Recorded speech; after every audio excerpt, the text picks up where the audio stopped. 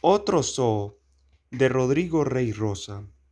Fue como si supiera exactamente a dónde tenía que ir, como si se hubiera tratado de una cita.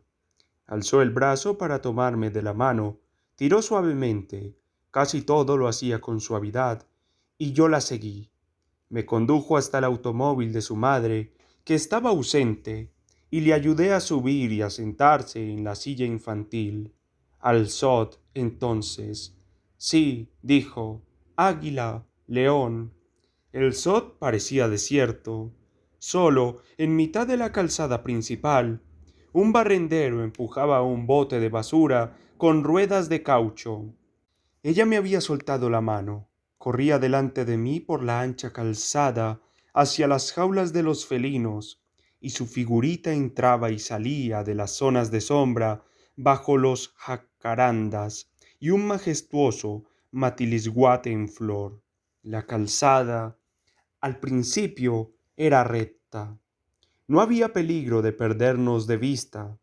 Era media mañana, una mañana medio brillante, medio nublada de finales de mayo, y el sod, observé de nuevo, estaba vacío.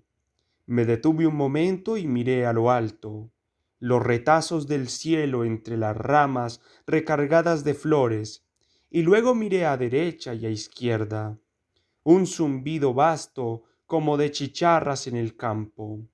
Ninguna tropilla de niños de escuela, ninguna familia con bebés, ninguna pareja de amantes o enamorados.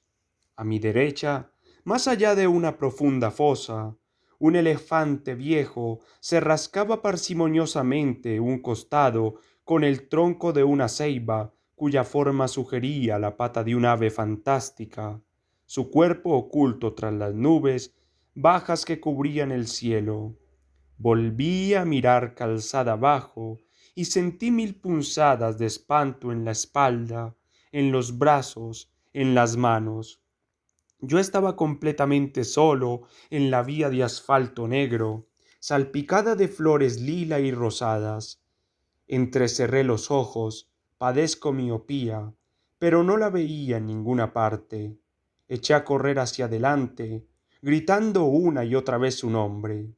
A mi izquierda, las garzas y los flamencos dormidos sobre una sola pata, los cocodrilos inmóviles y el hipopótamo permanecían indiferentes a mis llamados. Intenté gritar más alto, lancé gritos en todas direcciones, hacia la jaula de los monos, de los venados, de los búhos, los quebrantahuesos y las águilas, pero nadie contestó. A sus 2 años y meses, pensé, estaba gastándome una de sus primeras bromas. Esconderse había sido, ya poco antes de que comenzara a hablar, aún hablaba solo media lengua, uno de sus juegos favoritos.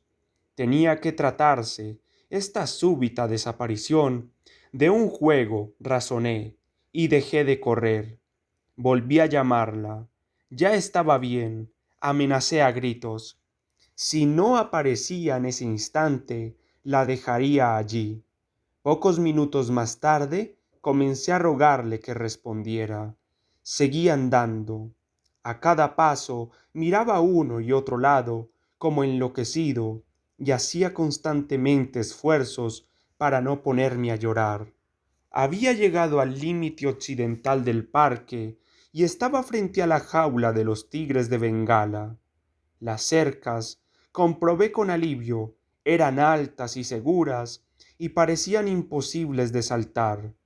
Los grandes felinos le fascinaban, y la idea de que hubiera querido acercarse demasiado no dejaba de preocuparme. Pero no había razón para alarmarse todavía. Estaría oculta por ahí, tal vez en un sitio a donde mis gritos no llegaban con suficiente fuerza. Miré hacia atrás. A un lado de la calzada había una hilera de kioscos, varios juegos infantiles, ventas de comida, puestos de fotógrafo. Fui hasta allí y anduve alrededor de cada negocio, llamándola sin cesar.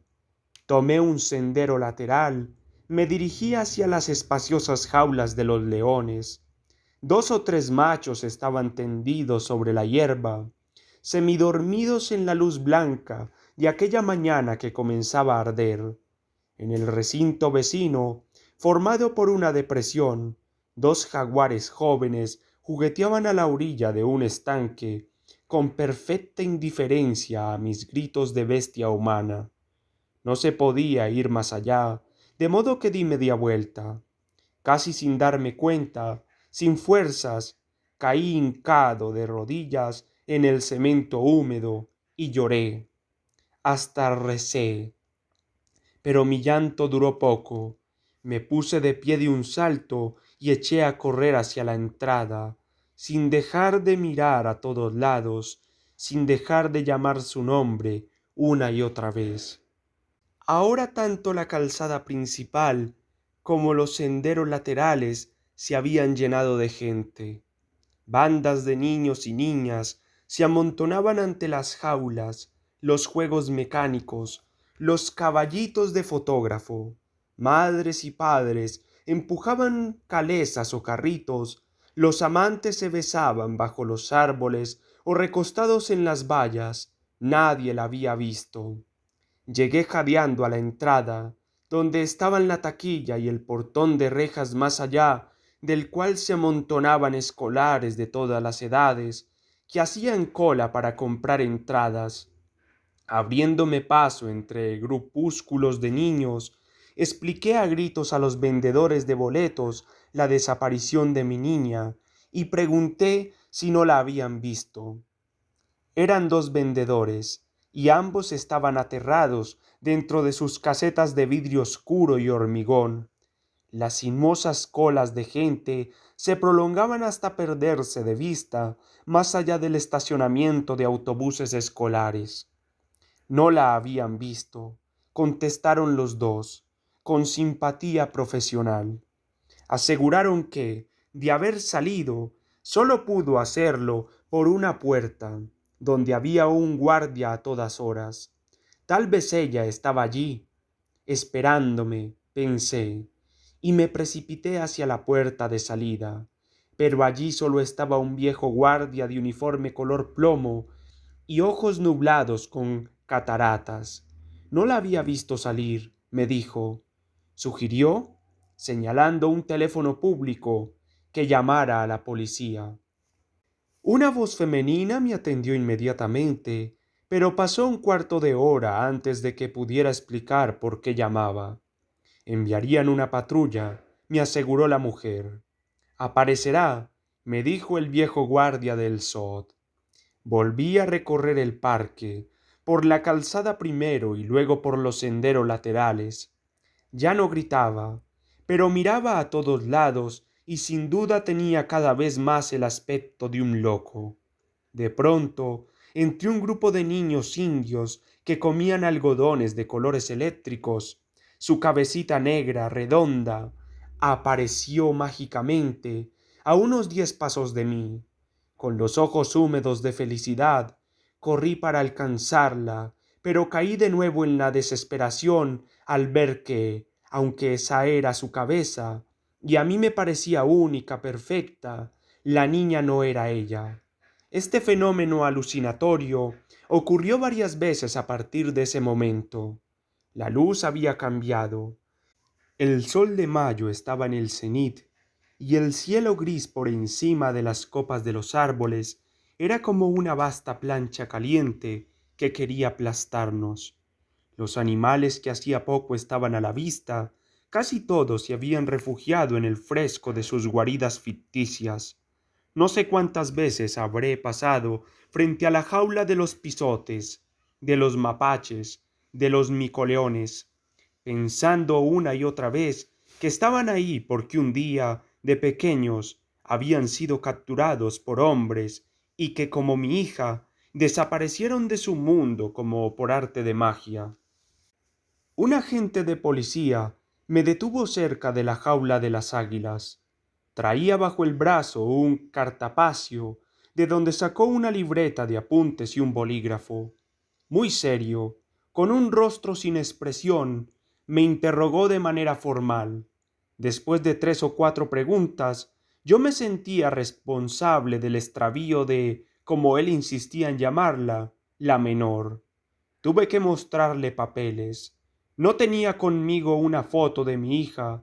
Nunca la llevé conmigo, por superstición, y esto parecía causarle desconfianza. Pero es un bebé, le dije, y tiene apenas 2 años. Quería saber dónde estaba la madre. De viaje, dije. ¿Por dónde? En España. ¿Por qué motivo? No contesté inmediatamente. Trabajo, placer. Negué con la cabeza.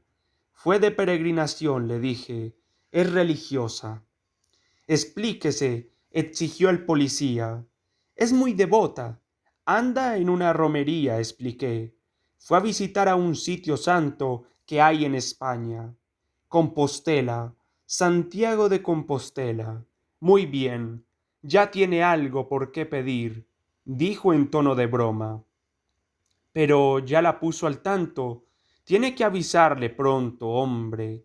Claro, pero creí que ustedes me ayudarían a encontrarla. Sí, señor, queremos ayudarle. Primero, vamos a avisar a los periódicos, si le parece. Necesitamos una foto de la niña. Asentí. En casa tengo una, pero yo preferiría esperar, seguir buscando ahora mismo, mientras las huellas están frescas. Usted dirá, hizo una pausa. Voy por los perros. ¿Tiene algo que pueda darnos con el olor de la niña? Lo tenía. Un sombrerito de tela y un chupete que guardaba en un bolsillo de mi pantalón. A ver, dijo, extendiendo la mano para recibirlos. Los metió en una bolsa de plástico con cremallera de presión que guardó en el cartapacio. Para los perros, explicó. Cerró su libreta de apuntes, me miró fijamente, con recelo. ¿Volveré enseguida con los perros o me acompaña? Preguntó. Seguiré buscándola. El policía miró a su alrededor. Con este gentío, dijo, buena suerte. A veces aparecen sin más. Sonrió como un tarugo, en pedacitos. No veo el chiste, dije. Mirando al suelo, pidió disculpas rápidamente. Luego me dio su nombre. Era sargento y el número de su patrulla. No se apure más de la cuenta antes de tiempo y no se aleje mucho sin notificarnos. Si la halla, nos llama. Lo vi alejarse, a paso bastante rápido, y desapareció entre la muchedumbre cerca de las taquillas. Una vez más, la luz cambiaba. Una brisa fresca había comenzado a soplar desde el norte, y las nubes se dispersaban para dejar visibles zonas del cielo azul. Volví a hacer la ronda de las jaulas, gritando el nombre de mi hija de vez en cuando, de manera casi maquinal. Miraba con envidia las parejas de venados, de monos, de ocelotes, de jaguares, y los ojos de sus crías me hacían pensar en los de ella. Las fieras estaban dentro, pero era yo el que iba y venía del otro lado de los barrotes, sin conciencia del tiempo. De pronto había poca gente en el parque, y los gritos de los pájaros se oían claramente por encima de la algarabía de los niños. Recostado en el tronco de una ceiba, lancé un grito, a medio camino entre el rugido y el sollozo, hacia lo alto, un sonido que brotó con todas mis fuerzas desde mis entrañas. No hice caso de las miradas de extrañeza o de espanto de los paseantes. Al infierno con todos, pensé. Un poco más tarde, el sargento volvió acompañado por otro policía, un hombre joven de piel clara y ojos grises, con 2 pastores alemanes sujetos con una cuerda doble. Pidieron que los llevara a mi auto, para que los perros siguieran el rastro desde ahí. Los pastores subieron al auto y comenzaron a husmearlo todo. Las alfombras, el volante, los asientos y los vidrios, donde la niña había dejado impresas huellas de sus manos enmeladas, y donde ahora quedaron restregones de narices mojadas y lameduras. Por fin, el joven policía sacó los perros del auto y les dio a oler el gorrito y el chupete. Pronunció una orden de brusca y los perros, con los hocicos pegados al suelo, nos guiaron directamente a la entrada del zoo. Pasamos por el mismo torniquete por donde mi niña y yo habíamos entrado más temprano. El parque iba quedando vacío y las sombras se alargaban sobre la oscura calzada de hormigón. Los perros resollaban delante de nosotros, tirando de sus cuerdas con impaciencia, y miraban de vez en cuando, con curiosa intensidad, a derecha e izquierda, donde estaban los animales enjaulados. De pronto, ambos se detuvieron, y uno de ellos, que era completamente negro, dejó escapar una serie de aullidos extraños. El otro perro, como amilanado, se echó a los pies de su amo, en silencio, con los ojos entrecerrados y la lengua fuera. Los policías se miraban entre sí. El sargento se quitó la gorra, se rascó la nuca y por fin habló. «Es muy raro», me dijo. «Parece que el rastro acaba aquí. Es aquí donde la vio por última vez». Estábamos bajo la sombra del gran Matilisguatet, y los pétalos color rosa de sus flores, recién derramadas, pisoteadas por innumerables pies, formaban una especie de alfombra sangrante sobre el hormigón. Las poderosas raíces del árbol se retorcían por la superficie del suelo y habían resquebrajado la argamasa aquí y allá, como en las ruinas de una civilización extinta. «Aquí mismo, no comprendo», dije, y miré a mi alrededor, al suelo y a lo alto, donde las nubes disgregadas cobraban ya los colores del atardecer. «No comprendo», repetí. El perro negro no dejaba de describir círculos alrededor del sitio donde se perdía el rastro de la niña. El otro perro, que seguía echado, se levantó rápidamente y, relamiéndose el hocico, gimió. «Señor», dijo el sargento, «por ahora parece que no podemos hacer nada más. Lo siento. Comuníquese si surge algo». Por primera vez sentí que me compadecía. «Estamos a sus órdenes», agregó. «Voy a quedarme aquí un rato más», le dije. «Hasta que cierren, por lo menos», pensé. Los policías se despidieron y los vi alejarse con sus perros hacia la salida del zoo. Me senté en un banco de piedra al pie del Mastilisguate, frente al lugar de la inexplicable desaparición, preguntándome a mí mismo cuánto tiempo pasaría antes de que los guardias llegaran a expulsarme. El parque estaba otra vez desierto. Junté las manos detrás de la cabeza y me recosté en el frío respaldo del banco. Cerré los ojos para ver a mi hija en la imaginación. Pensé con tristeza que tal vez esa mañana, mientras corría delante de mí por la calzada, la había visto por última vez, pero me equivocaba parcialmente. Recordé las palabras y frases que ella sabía pronunciar. Cuando abrí los ojos era casi de noche. Ya no se veía nadie, y en una de las garitas de entrada habían encendido una luz. Las exhalaciones animales se movían con una brisa fresca en el aire. El olor áspero de los carniceros peleaba con el olor familiar de los rumiantes. De pronto se oyó el llamado de algún búho y un poco más tarde el grito demente de un ave nocturna que yo no había oído nunca. En el fondo occidental de la calzada algo se movió. Era el barrendero, que empujaba su carrito lentamente. Venía hacia donde yo estaba sentado, con una melena gris que le llegaba hasta los hombros, y me miraba con fijeza. No podría describir lo que sentí en ese momento. Escribo miedo irracional, porque no encuentro términos más apropiados para hacerme comprender. Como ocurre a veces en los sueños, fui consciente de que, por más que lo intentara, No podía separar las manos que tenía entrelazadas en la nuca, ni volver la cabeza, ni aun cerrar los ojos para dejar de ver al barrendero. Quise gritar y llegué a creer que en efecto soñaba. De mi boca, que se abrió por fin, no salió ningún ruido.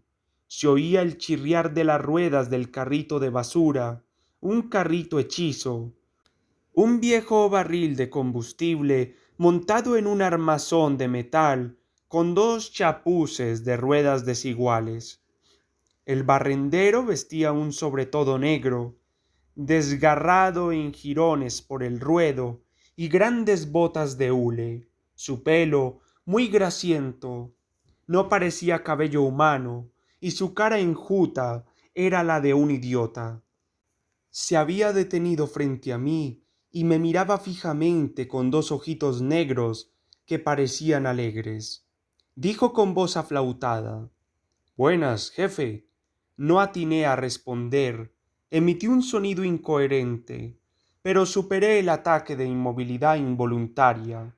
Me incorporé en el banco, moví la cabeza para saludar. «Aquí», dijo el barrendero, «traigo algo para usted». De su boca, además de palabras, brotó un olor a metal caliente. El barrendero rodeó su carrito, con una gravedad estudiada, como de viejo mayordomo, y con una mano grande y huesuda, levantó la tapa del bote. «Levántese», dijo. Era una orden, pero la dio con suavidad. «Y venga a ver». Lo miré a los ojos. Aunque ya había anochecido, pude ver que sonreía. Apartó la mirada y antes de volver por donde había venido me dijo: «Yo me voy, no me haga caso». Lo vi alejarse despacio y desapareció en la oscuridad. Sentía mis propios latidos demasiado fuertes y dejé pasar varios segundos antes de ponerme de pie. Por fin me levanté, di 2 o 3 pasos y miré dentro del bote. Había un montón de paja seca y hojas muertas, envoltorios de golosinas, bolsitas de papel. Me incliné sobre el bote y aparté la basura con una mano, y entonces vi lo que había estado esperando ver, lo que no me había atrevido a esperar, la cara de mi niña. Tenía los ojos cerrados, pero los abrió. Me parecía absurdo, y lo era, encontrarla así. Extendí los brazos para sacarla del bote, la estreché con fuerza contra mi pecho, y sentí sus bracitos que me rodeaban el cuello. Pero mi niña, atiné a decir por fin, relajando el brazo y apartándola un poco de mí para mirarla bien. ¿Qué pasó? Me di cuenta entonces de que se había estirado varios centímetros desde la mañana y estaba bastante más delgada. Sentí que todo había sido un sueño. La puse en el suelo, me arrodillé frente a ella. Se frotó la cara y habló. «Vengo a despedirme», dijo. «No me volverás a ver». Dije no con la cabeza. Luego sonreí, confundido. Era imposible que en unas cuantas horas hubiera aprendido a hablar así. Además, su voz no parecía natural. «Tonterías», le dije, y quise abrazarla de nuevo, pero me rechazó.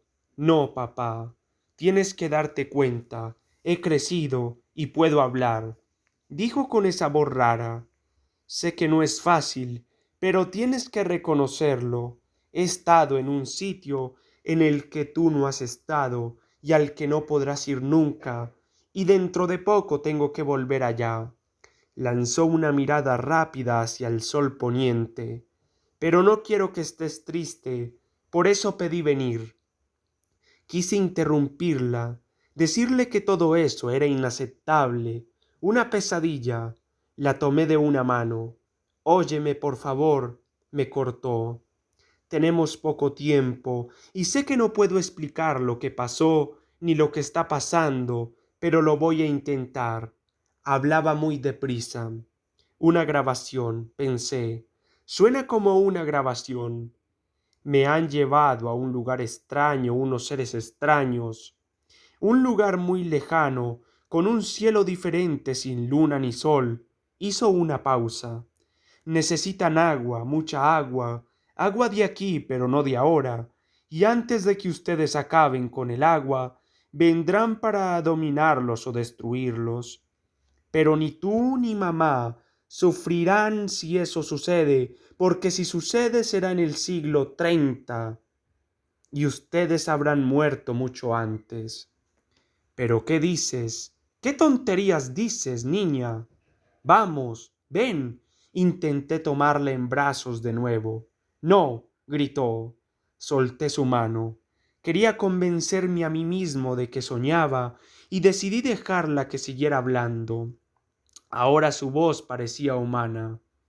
Por favor, no estés triste. Ahora vivo en un lugar parecido a este, donde nos hemos divertido tanto.